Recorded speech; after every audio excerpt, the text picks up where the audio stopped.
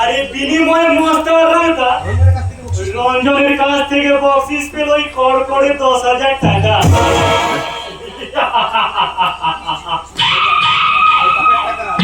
বাপের টাকা তো ভোগ করতে হবে না।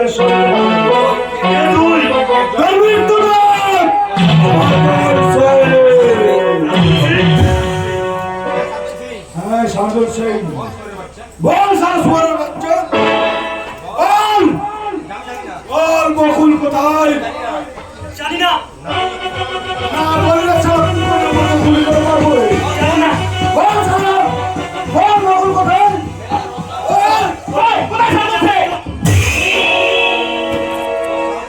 তোর সামনে তোর সামনে।